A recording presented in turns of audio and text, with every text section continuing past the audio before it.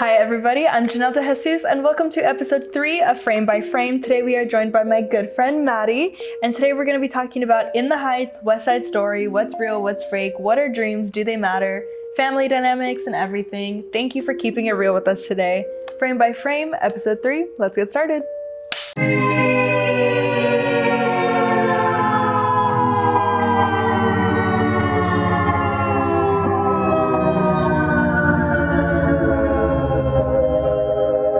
Everybody, thank you for keeping it real with us today, and I hope you enjoyed today's episode. Today we're here with Maddie Campbell, my good friend in comm arts with me. Maddie, go ahead and give the camera a little introduction. Awesome. Hi guys, like you said, I'm Maddie.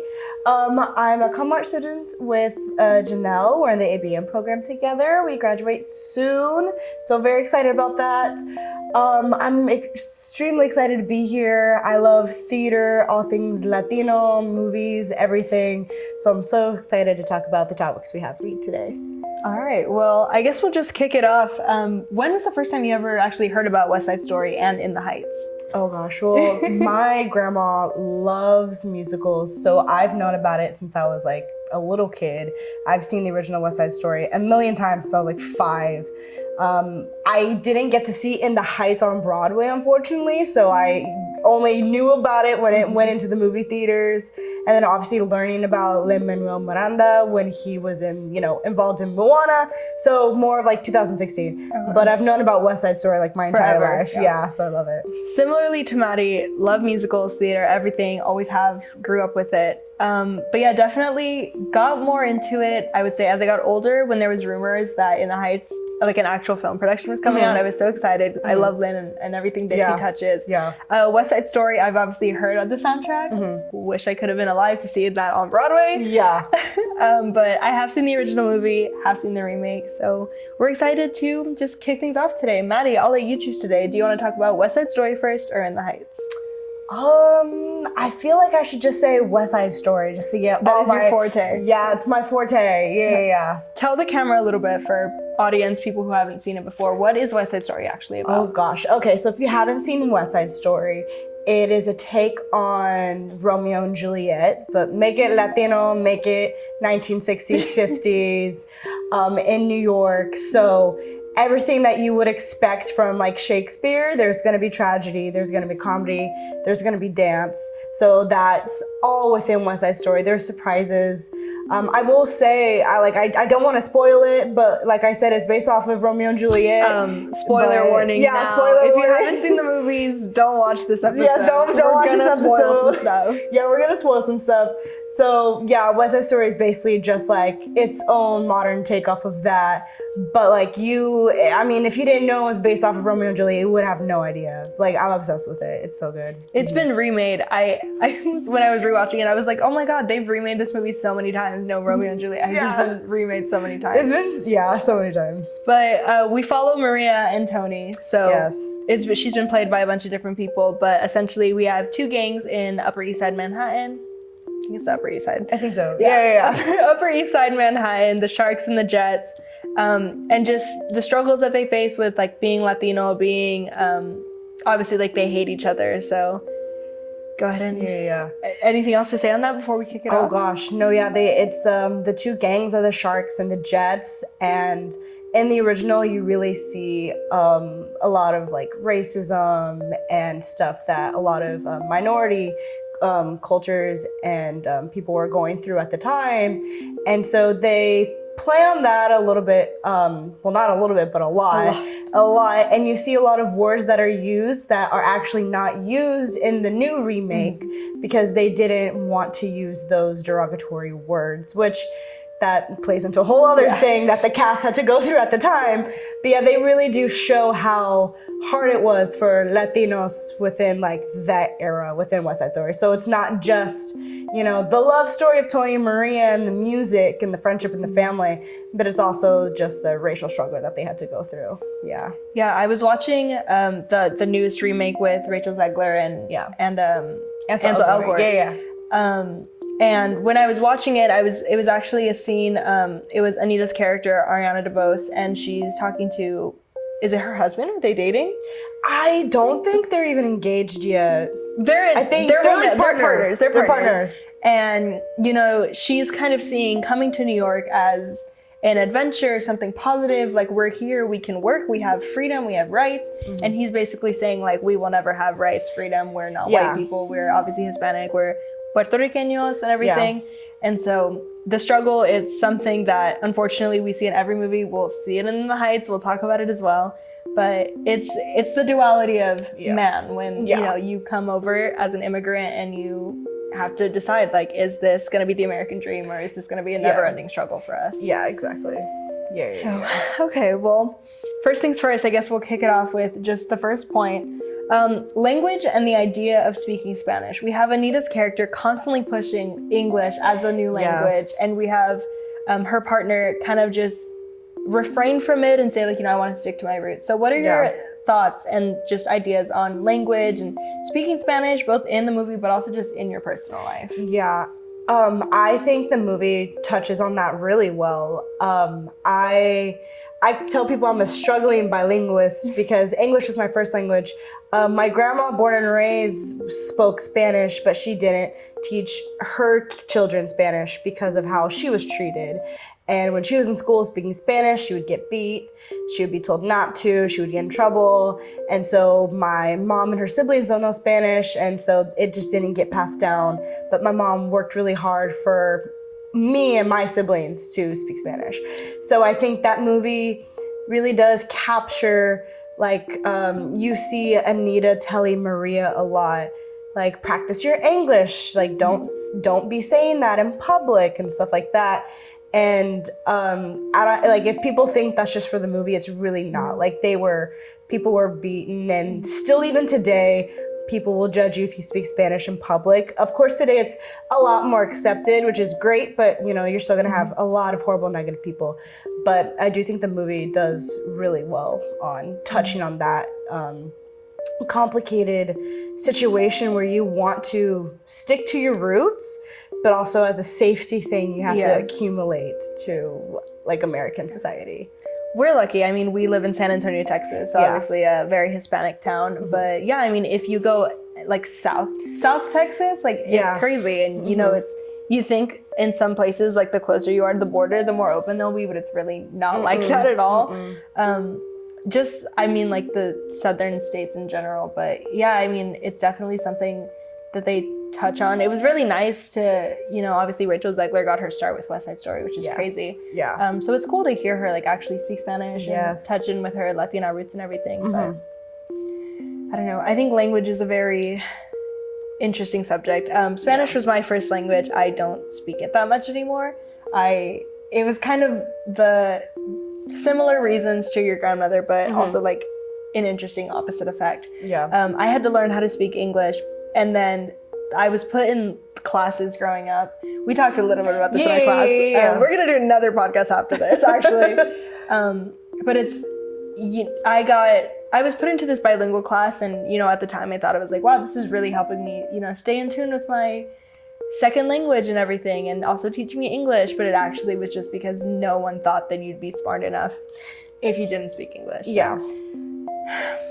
The more you know, I guess, about the education system, the older you get. Yeah. But I think West Side Story does do a really good job of touching on language, and it really is a safety and important, like, hazard. And I mean, you said your grandmother went through that, so I'm sure that she probably would have been around that age. And she definitely was. My mom was born in 72, so my grandma was like a child in the 60s or a teenager. So she definitely, I mean, they grew up with West Side Story. And my other grandmother, she's Filipino, so she had the same experience but in a completely other language. So so now I'm learning both Spanish and Tagalog, which don't ask me about that one. That one's a lot harder. But yeah, it's crazy how, like different cultures, but they went through similar things when it comes to their language. Yeah. So that's been interesting to learn growing up from them. Okay.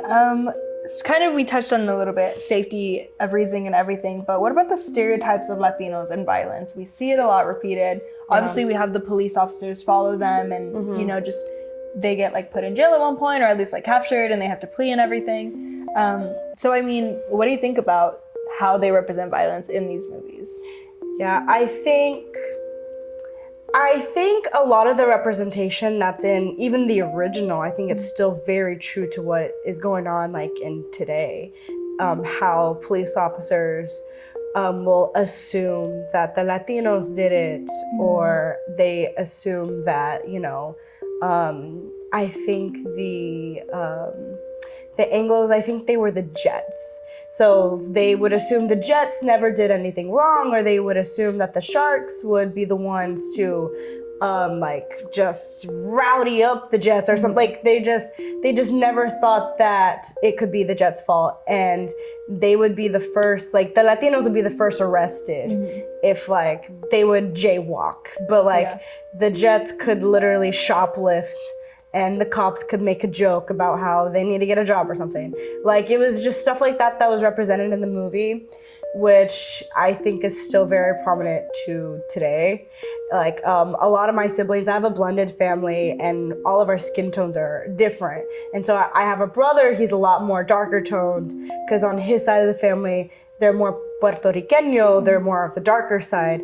So he had to grow up with a lot more safety things from my parents than like I did, because I have a little bit of color, but I'm also Asian, so it's the other thing. But my mom always, because he skateboarded, so my mom always told him, don't skateboard in these areas after this time. And a lot of his friends were Anglo, they were white. So she was like, I'm just letting you know, if you hang out with like a certain crowd and you get in trouble, you will be the first one who will get in trouble. So Anita would talk to Maria about stuff like that. Same with Maria's brother. They would talk about those topics. And it's crazy to think about how that movie came out in the 60s, and my mom was still having to tell my siblings and I that same thing in the early 2000s. So yeah, I was rewatching the scene, and there oh my god, I just watched it and I can't remember their name, but it's a bunch of the Sharks, and they kind of just got captured, and then one of them makes a run for it, you know. Yeah. And so they're all in there, and obviously it's in song, and when it's in song, it's harder to take it seriously, but it's a very, very serious topic. Yeah. And they start saying like, you know, our parents were druggies, and our dad was on the street, and our dad was a drunk, and it's how we grew up. Like, it's, you know, of course I am the way I am.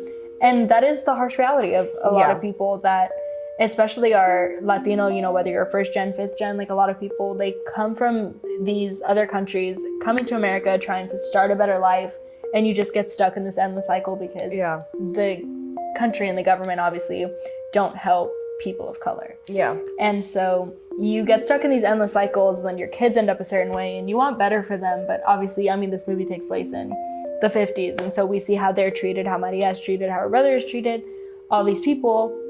And then we'll see something like how In the Heights, you know, it takes place now, I guess, in the 2020s. And it's so different, and like you see a lot growing in the community, but then also you still see like Nina with her struggles after she gets searched. And I'm like, okay, 2020, you're the smartest girl at this college, and you're still going through something that was going on in the 60s, 50s, 40s, 30s. Yeah. So I don't know. I think it's a very prevalent and unfortunate reality. Yeah. And they tell it time and time again, and it doesn't get better. That's the reality of it. So I don't know. Anything else to say on violence of anything of the sorts? I mean, I think we really touched on all of it.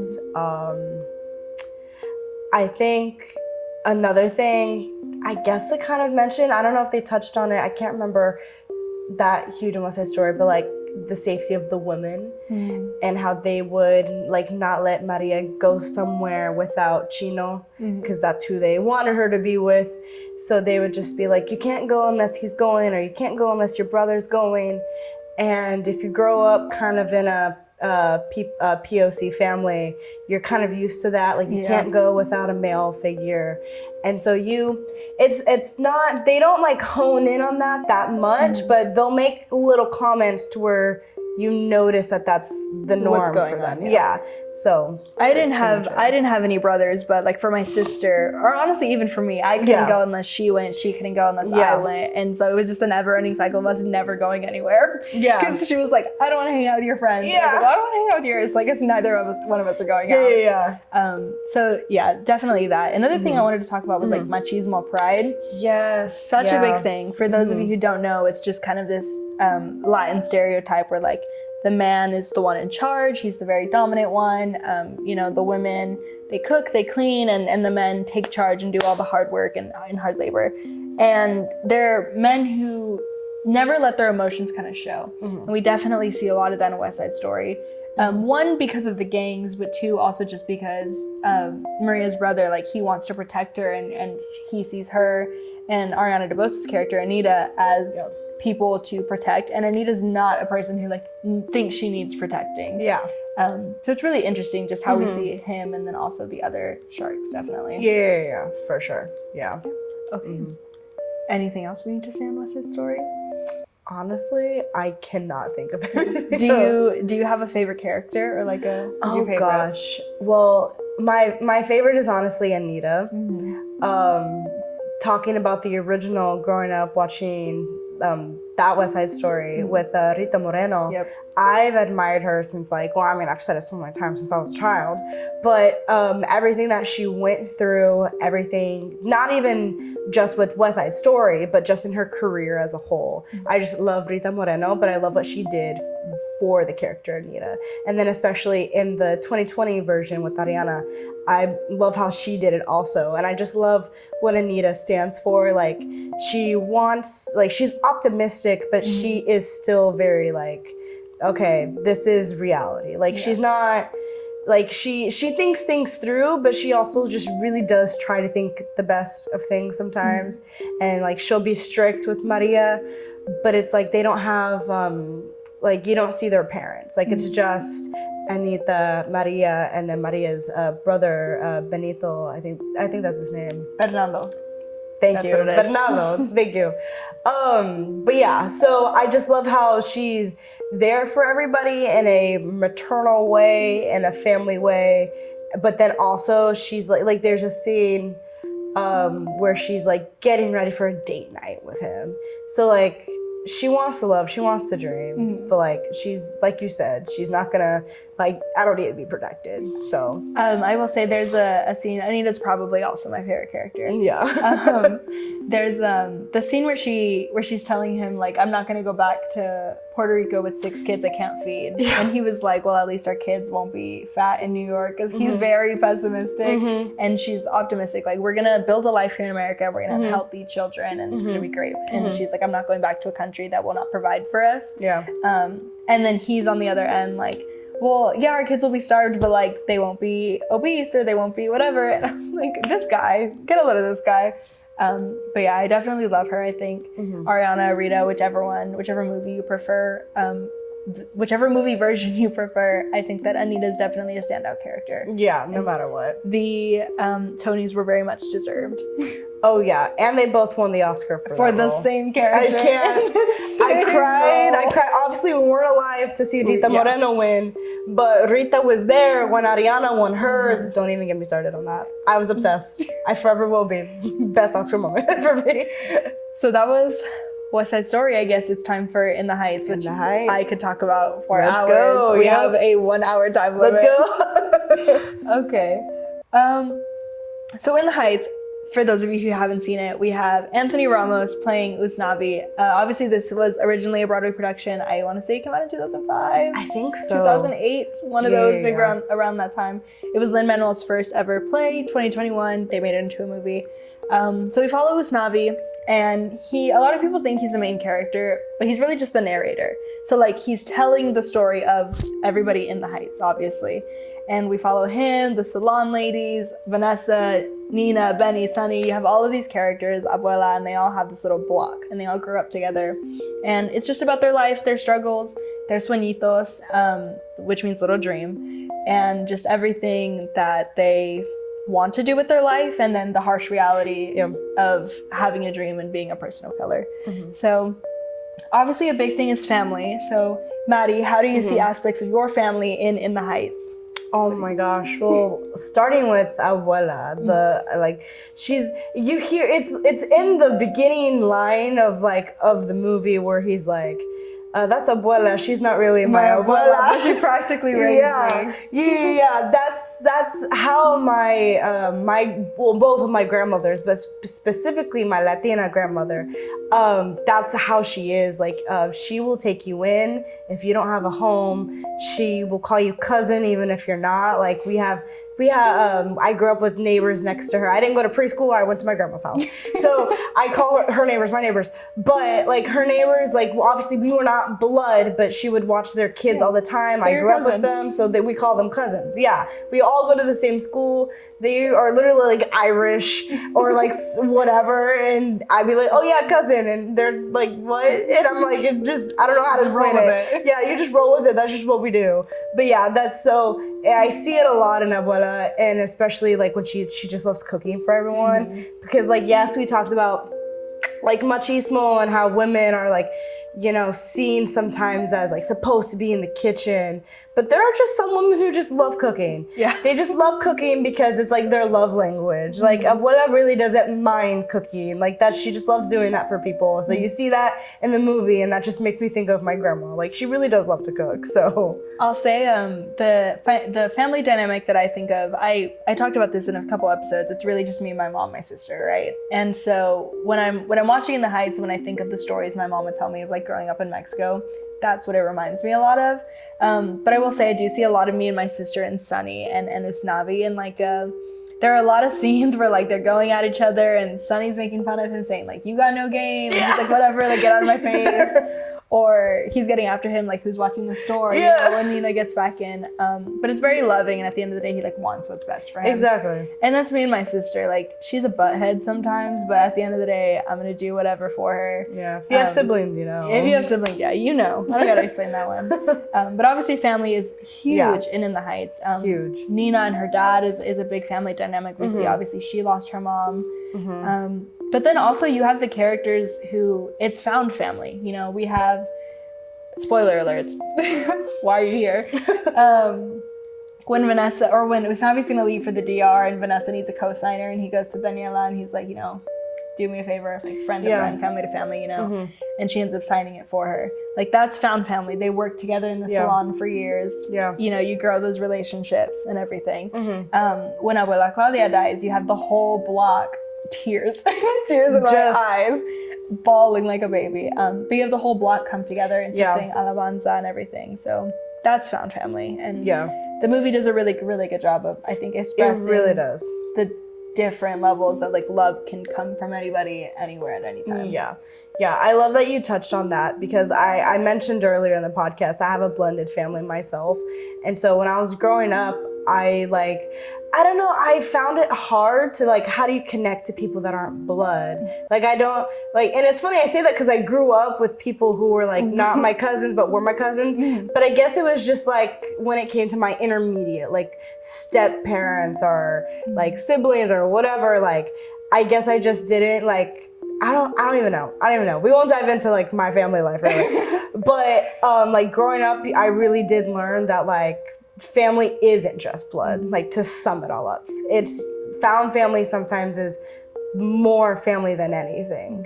And so I love how the movie touches on every single family dynamic, like siblings, parents, abuela, the found family, and just it's a really good movie on that. Definitely. So I guess kind of segueing, which character do you see yourself in? Obviously there's a range of characters. Anyone can relate to anybody, so who do you see? Oh gosh. I would have to say I'm a little bit of Vanessa and Nina.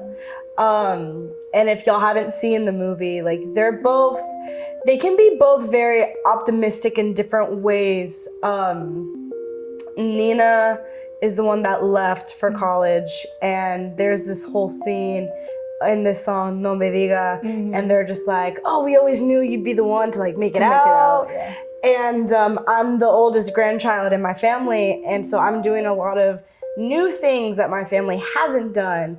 I'm not first gen, I'm second gen, but I'm going on a route that they've never done. So it's like, they're very proud in those aspects, and I have done other things that my parents and her siblings haven't done. So it's like Nina goes through this, like she feels a lot of pressure, but it's not like they're pressuring her in a bad way. I think it's just the overwhelming amount of support. She just doesn't want to disappoint. Yeah.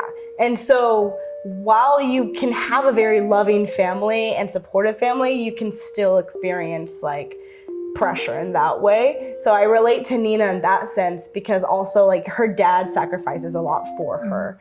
And my mom, that's like, it was me, like you said, it was me, my mom, my brother for the longest time until she remarried. And my mom did so much. So I had that kind of relationship with my mom. And I mean, I still do. So it's like, I don't want to disappoint my mom because she's done so much for me. I don't want to disappoint everyone because they think I'm this like amazing, smart human who can like do all things, which I love and I'm blessed for. But it's that pressure, and you see Nina kind of going through that literally in that song as well. Yeah. And then with Vanessa, like Vanessa is just so hardworking. And I mean, same with everybody in the movie. But the way Vanessa is hardworking, sometimes she kind of, it's like, she isolates herself sometimes. Like I think sometimes Vanessa is so hardworking, she doesn't think about enjoying the little moments because she's just so focused on a certain goal. And I think sometimes I can get like that, especially in like school and the overwhelming amount of homework and juggling that with relationships and work. I mean, I know it's not just like college students, everyone does that, but a lot of the stuff Vanessa goes through, I relate, because you can be so focused on a goal, but you forget about the journey. Yeah. So I relate to both Vanessa and Nina in like those aspects. Yeah, it's interesting when you mention Vanessa and Nina, because a lot of people kind of see them as like the opposite ends of the spectrum, you know, like Nina was this very like overachieving academic go-getter, but Vanessa is equally as academic overachieving, overachieving just with life and with work. And Nina had a support system. Obviously, I mean, they all had the whole block, but Nina had her dad versus Vanessa, who grew up without her parents. Yes. And so it's really interesting how two ends of the coin can equally like be similar. But like you were saying, Nina, I think any young Hispanic woman, not just woman, but honestly just anyone. Young Latino ever who has parents who want best for them, or a family who wants best for them, especially if you're, you know, you're first, second gen, like you're one of those first few people, you have that pressure. Yeah. I was gonna say relate a lot to Nina. Yeah. In the, you know, you were given these opportunities, what are you gonna do with them? Yeah. And again, it's not like negative pressure or anything, but we hear Benny say it in When You're Home, and he's talking to her and he's saying, you know, when you find your way again, you're going to change the world. And then we'll say, we knew her when. Yeah. And I think in a way, Benny was the only person who ever really understood where she was coming from, because a lot of the family is like, oh, like when her dad breaks it at dinner that he sold the business. Yes. Everyone is like, felicidades, felicidades. And she's like, what about me? Like, why is no one understanding that I'm like, I got searched and I'm burnt out and school's too much and I can't do this anymore. And everyone's just like, well, look at what your dad is giving up for you. And she's like, well, it's not that I don't appreciate that. It's just that also the reality that I'm living is much harsher than what everyone anticipated. So Nina is extremely complex and I love her and I would die on a hill for her. I love, yeah. But I think always anytime I listen to Breathe, I like get very emotional. And if I'm in the car, I'm like, don't cry, I'm gonna crash, don't cry, I'm gonna crash. The part where she says, you know, she's the first to go to college and she got every scholarship and everything. So how do I tell them I'm coming back home? That part, obviously the bridge of the song is incredibly, incredibly bittersweet and powerful. Yeah. But the part that gets me every time is standard reply, lots of tests, lots of papers. Yeah. And it's anytime anyone asks you how college is going, how school is going, how life is going, and you don't want to be like, it actually is so hard. I'm burnt out, I'm tired. So just being like, lots of tests, lots of papers. Yeah. That's honestly, every time people ask me how's school, my number one joke is like, I'm just tired. Yeah. 'Cause it's the best way to be honest without kind of just like dumping all of how struggling it is or how hard school can be.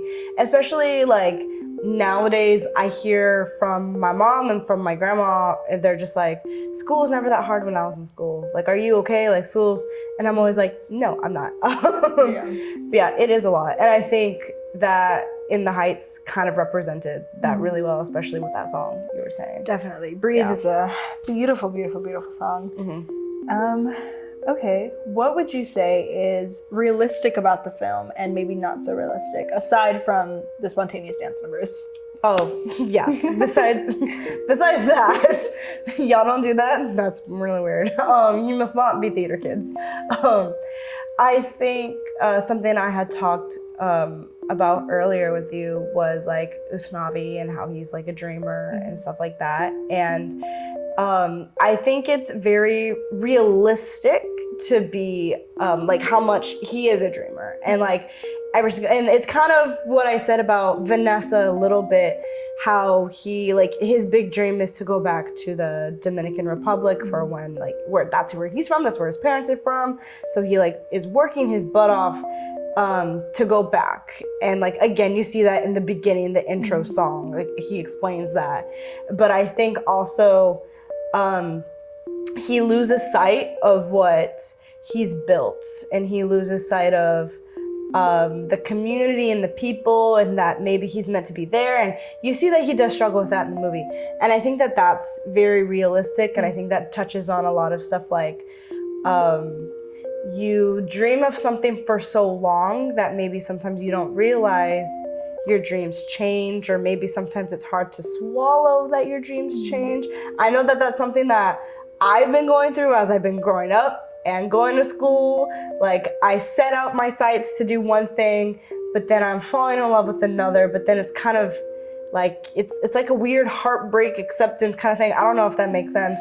I get it. But ultimately, and like we said, spoiler alert, ultimately Usnavi does make it back to the Dominican Republic. No, he doesn't? He stays. He stays? You're right. No, I'm so sorry. No, he does stay. Which was kind of the point of why I brought that up. Oh my God, I'm so sorry. No, he does stay. He was telling the kids. Yeah, so he's telling the kids why he stayed. He's on the beach. That's why he's the narrator. He's the narrator from the beach, but then it turns out the beach. Do you want to get Catherine back to talk? No, I'm just kidding.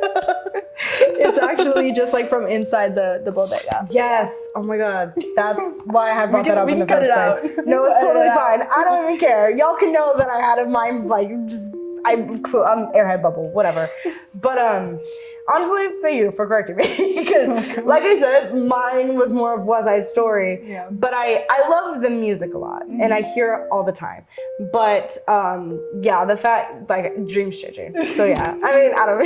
You can cut it if you want. I don't. Dreams change. Anyway. Dreams change. That's okay. All right. Well, I would say something that I always find incredibly realistic when I watch it, and it's such a little thing, but like the salon ladies, Daniela, Cuca, and oh my God, Stephanie. Yeah, it's Stephanie's character. Stephanie. Carla. That's what it is. I was trying to sing the song in my head. I was like, thanks for snapping. Like, what comes before that? Yeah. So we have them, and anytime, like during No Me Diga, the second that Nina gets back, they sit down and they're like, so Yolanda is sleeping with Usnavi. What do you have to say about that, Vanessa? And, you know, we've heard that Benny is packing a stretch limousine. Like, what do you got to say about that? Yeah. They're so chismosa. Yeah. And then you see, like, the one random little boy who's there, like, with his mom, and her mom's, like, covering his eyes, his ears. Like, don't listen to the drama. But it's so funny. I think that's incredibly realistic, and it's such a small little detail, but it really is a lot. Like, anyone who's ever gone to the salon with their mom knows. Something not so realistic. I don't know. I actually have something on that. So I honestly couldn't think of anything, but I knew there were some topics at the time of when the movie came out, people were talking about it, and I did research and I looked it up. But the representation of Afro-Latinos, that was a big thing. And obviously, like, I'm not Afro-Latino, but I knew that was a big thing that they were talking about. And there's an interview that Lin-Manuel did with NPR where they address it, and obviously everyone was going at him and addressing him about the situation. And ultimately he was saying that he had a conversation with the director, John Chu. John Chu, yeah. Yeah.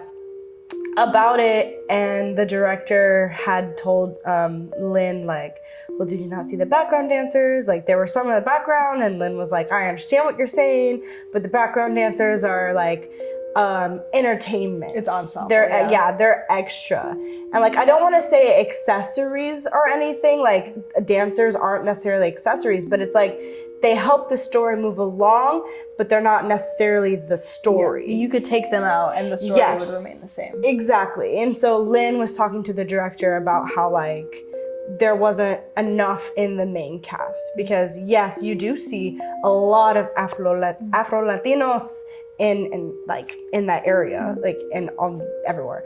And so I think ultimately, like, obviously, I don't know, I'm not friends with him, but I think ultimately he wished he could have done more. Yeah. And I think he knew deep down people were gonna comment about that, but I don't know how much control he actually had, which is also sad because he got blamed for it. Yeah, I was gonna say it does make me really sad when obviously we should hold accountable directors and people when they make movies, but it makes me really sad to know that so many people hated on Lin for it, because I'm like, there are so many movies directed by white directors with predominantly white casts and all these things, and I'm like, and we finally get a good movie with Latino representation, and y'all are gonna drag him through the mud. But again, obviously they should be represented, and so I'm glad that there was representation. Obviously we should fight for more. But if it's one thing that Lin-Manuel is gonna do, it's gonna be make a people of color cast, bring this cast to life, and obviously just try and include as many people as possible. Obviously we've seen his other work, Hamilton as well, like super huge with people of color and everything. But I will say it was two sides. Again, like, yes, there should be more representation, but it's sad that that there was so much hate towards Lin about it, because there are so many other directors who don't care about POC voices. Maybe we should direct that towards them too, and I think also, like, we go to school for film, so we know this, but there's so many steps of creating a film. There's so many people involved, and like, while you may only know Lin's name on In the Heights or on Hamilton, like, believe it or not, he probably didn't have control over a lot. Like, sometimes they buy the rights from certain authors, or they buy the rights from certain creators. Like, when the first Percy Jackson came out, like, I know that's completely off topic, but like, he created this whole thing, but the director, like, back when they used Logan Lerman, they totally didn't go what the book said, and that upset him completely. But of course they would go, like, they would hate on the author, and they would just be like, they would be like, what is this? So that's what happened with Lin-Manuel. I mean, I know now because Percy Jackson just recently came out, Lin-Manuel Miranda directed it, and so many people, when it first came out, I saw on Twitter, were talking about, like, Annabeth Chase, and they were like, she's not African American in the book, she's not this, she's not that, and I'm like, y'all cannot stand to not have an all-white cast. Like, y'all are so annoying. So it really sucks, but I'm glad that if any director is going to do anything about having a POC cast, it's Lin-Manuel Miranda. However, obviously, Afro-Latinos were really upset about the lack of representation, so I really hope that if we get another Lin project soon, that we do get more equal representation across, like, different countries, ethnicities, and things like that. Well, last thing that we'll talk about is the idea of paciencia y fe. So, paciencia y fe, patience and faith. It's a song and also a saying that Abuela says throughout the whole entire movie. And she does have, obviously, her song when she's, like, literally dying. And part of it, the reason I wanted to bring it up is she starts talking about her mom and everything, and she's, like, singing this song to her mom, and she says, "Ain't no Cassiopeia in Washington Heights, but ain't no food in La Víbora." And so she talks about how her and her mom they came to New York, they found work and everything. She struggled with English, but she learned it, and she overcomes all of these obstacles and eventually makes it to the end. And that's what she says. She says, "I made it through, I survived, now do I leave or do I stay?" And it's devastating. It's so sad, but obviously it's really beautiful and also extremely telling of what older generations of, like, Latinos went through when coming to America. And so it's something that I definitely wanted to touch on. Abuela's story, but also just patience and faith. And how do you think patience and faith transcends in the movie and also in your own life? I think so. I mean, anyone who knows of the Latino community, they know that a lot of the times they're highly religious. And so I grew up within a Catholic Latino family. So I heard that all the time. Paciencia y fe. Like, we could literally be in line at Target and my mom would just be like, paciencia. And I'm like, okay, but I want to get home.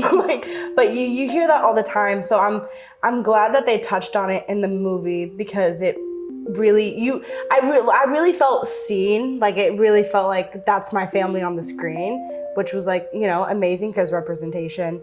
And I feel like, you know, that song you're talking about, like my grandma, my Latino grandma, she wasn't an immigrant, but my grandma who came from the Philippines is. And so I saw that a lot. And again, like different communities, but it was nice to see how my grandma from the Philippines could relate to Abuela. Like, no matter where you came from, paciencia y fe is like, I feel like it could be a universal thing. And I think ultimately it's like a comfort also. It's like, okay, like when in doubt, like paciencia y fe. Like that's what my grandma would say like all the time. Like, just have faith, English and Spanish. But I really, and I think that's also why I love like Abuela's character. She might be like my second favorite because when you see Abuela's character throughout the movie, it's just like, it's very nurturing and of course she's acting, but like I would trust her with my life. Like, she's acting, but like I would go to her house for dinner. Like, so I really do like how they touched on that in the movie and just that whole aspect of just having fe and paciencia and stuff like that. And you see it all the time and you hear her say it. So it's just, I did like how they touched on that in the Heights, Yeah, I think it's obviously, like I mentioned, beautiful and extremely timeless. I've heard it. I also grew up in a pretty like Latino religious household. And so it is. I would hear my grandpa say it. I would hear like my great aunt say it. My mom, like everybody around me would say it. And I do see it also in the other characters. Like for Usnavi, you know, patience and faith. He ended up, Abuela left him like the lottery ticket, you know, and he was able to send Sunny to college with that. So like that was a big thing. Patience and faith for Nina, who came into the movie thinking I'm done with college, and then just for her to go to the political rally after where they talked about like DACA and the Dreamers, and then she was like, I have to go back to school and finish what I started. Like, I have to pave the way for future Latinos. And even Vanessa like didn't get her apartment because she couldn't have that credit check from her parents, and then at the end like getting that cosigner. So we do see all of the characters go through this whole journey of like, where am I starting and where am I heading? And even though it's not their original intentions or how they originally wanted to do it, we do see them all like resolve, I guess, their issues. We do see most of them rip Abuela.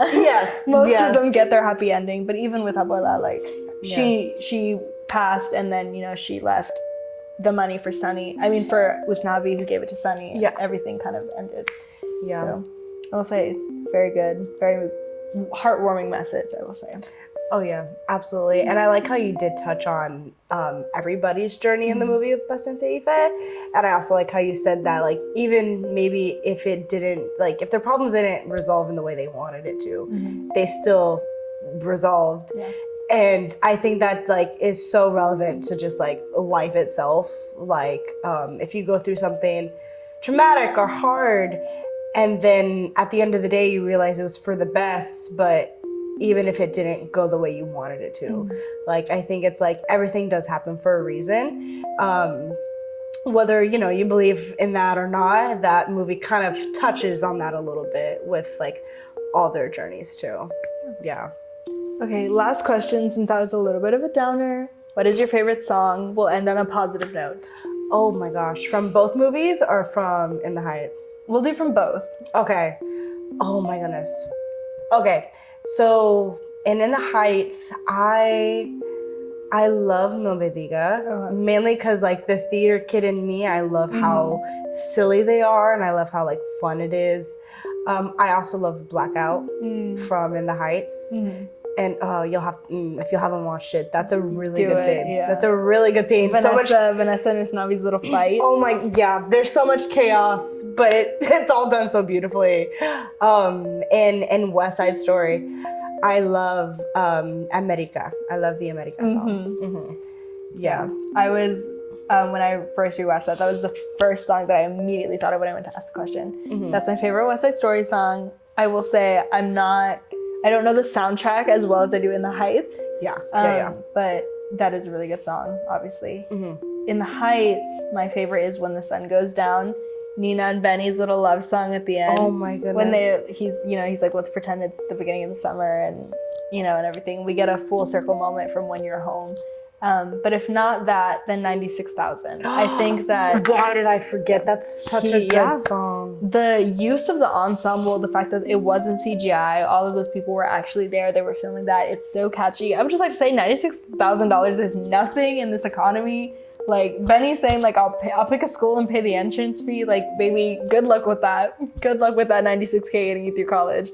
But regardless, I love 96,000. It's just such a fun song. It's so fun. And we get to see a lot of the characters. And obviously we have Sonny's little spiel, which I think is probably my favorite part because he talks about like racism in this nation's gone from latent to blatant. If I had that money, I would teach them education, gentrification, like immigration, and just all of these things. It's like in the back of my mind, I'm singing all the lyrics. You're about to stand up. You're like, let me actually do the whole song. I have a mic. I have a mic right over there. I'm just kidding. But yeah, I mean, I love 96,000. I think it's a great and just fun, upbeat song. And it definitely is one of the I think more upbeat and like not, because we obviously have songs that like are really sad, And the last song I want to touch on actually, because I think it is the whole premise of the whole movie, is Carnaval del Barrio. Obviously, it's the reason the movie exists. It's the song that tells you to wave your flag and be proud of who you are and be proud of your heritage, your culture, your family. They say, entra mi en mi tierra. Like when I die, bury me with my flag and everything. Bury me in my homeland, my country.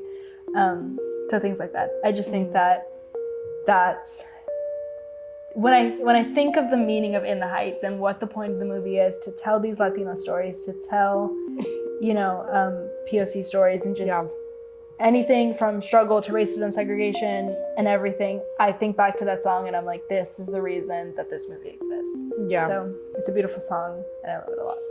Yeah, that's the first time I saw that scene, I like cried. Like the pride that they have. Yeah.